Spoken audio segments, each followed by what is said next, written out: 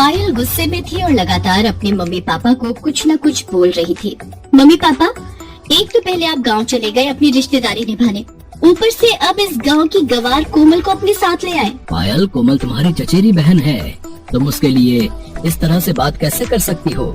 भले ही तुम्हारे ताऊजी शुरू से ही गांव में रहना पसंद करते थे, पर शहर में रहते हुए भी आज तक मैं उनकी इज्जत करता आया हूँ। तुम्हारी ताई जी के देहांत के बाद तुम्हारे ताऊजी ने ही कोमल को पाल पोस कर बड़ा किया है। मैंने उनसे कई बार कहा था कि कोमल को शहर भेज दो, पर उन्होंने कभी भी कोमल की जिम्मेदारी हमें नहीं दी। स्कूल तक तो कोमल गांव में पढ़ ली, पर अब कॉलेज की पढ़ाई के लिए ही उसे हम अपने साथ ले आए हैं। इसमें इतना गुस्सा होने की क्या जरूरत है? हमारे पास किसी भी चीज की कोई कमी नहीं है, इसलिए कोमल यहाँ आराम से रह सकती है। अच्छा होगा कि आप उसे समझा देना, वो मेहमान बनकर आई है तो मेहमान बनकर ही रहे। कोमल दूर खड़ी पायल की बातें सुन रही थी। उसकी आंखों में आंसू आ जाते हैं और वो अपने कमरे में चली जाती है। तभी कोमल के चाचा उसके पास जाते हैं। कोमल, तुम पायल की बातों का बुरा मत मानना, वो बचपन से ही ऐसी है, हमारी किसी बात को नहीं सुनती। इसके जो जी में आता है वो करती है।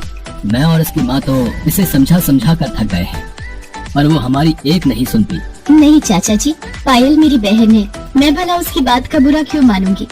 और आप बेफिक्र रहो, वक्त के साथ पायल जरूर ठीक हो जाएगी। पायल कोमल को एक आंख पसंद नहीं करती थी, इसलिए वो कॉलेज में भी उससे बात नहीं करती थी। पायल, तो आजकल ये किसके साथ कॉलेज आ रही है? ये लड़की कौन है? अरे यार, अब क्या बताऊं, मेरे ताऊजी गांव में रहते हैं। अब मेरे पापा गांव गए और इसे उठाकर ले आए। मैडम शहर में पढ़ना चाहती है, गंवार कहीं की।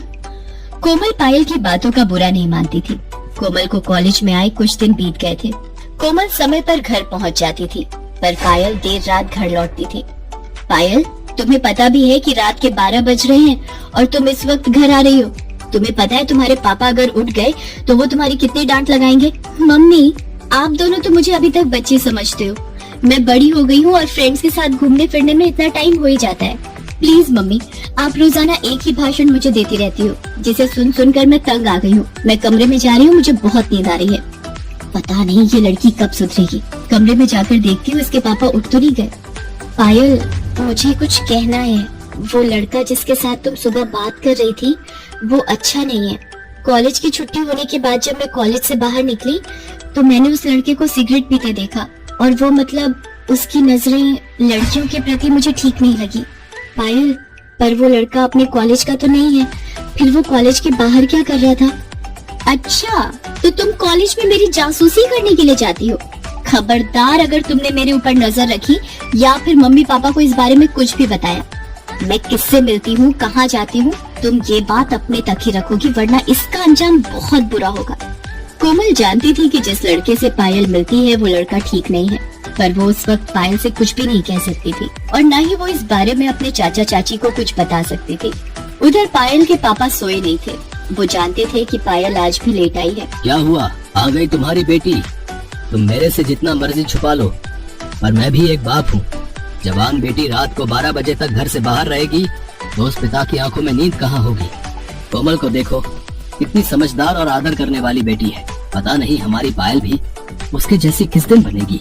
अब तो पायल रोजाना ही कॉलेज की छुट्टी के बाद कोमल के सामने ही उस लड़के के साथ बाइक पर बैठती और घूमने चली जाती। एक दिन कोमल अपनी चाची के साथ मंदिर गई हुई थी। कोमल फूल माला और प्रसाद लेने के लिए एक दुकान पर जाती है। तभी उसकी नजर उस बाइक वाले लड़के पर पड़ती है जो एक आदमी से बात कर रहा था।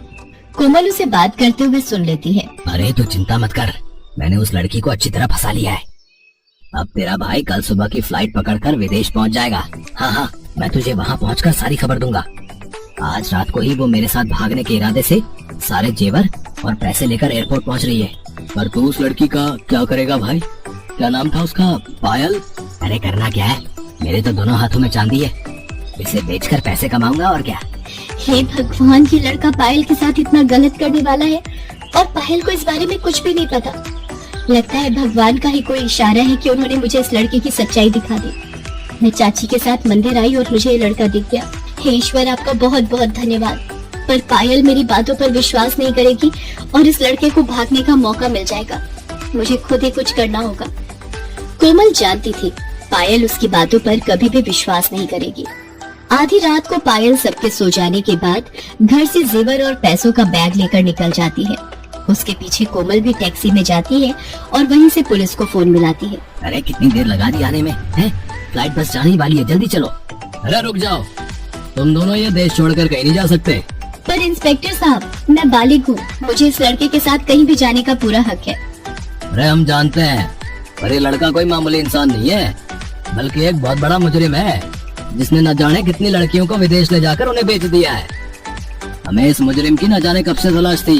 नहीं पायल, ये झूठ बोल रहे, इसमें तुम्हारी इस बहन की कोई चाल है। अरे तो पैसे वाली लड़कियों को फंसाता है, ऊपर से झूठ बोलता है? ये देखिए मैडम, इस मुजरिम के खिलाफ हमारे पास सारे सबूत और रिकॉर्ड हैं।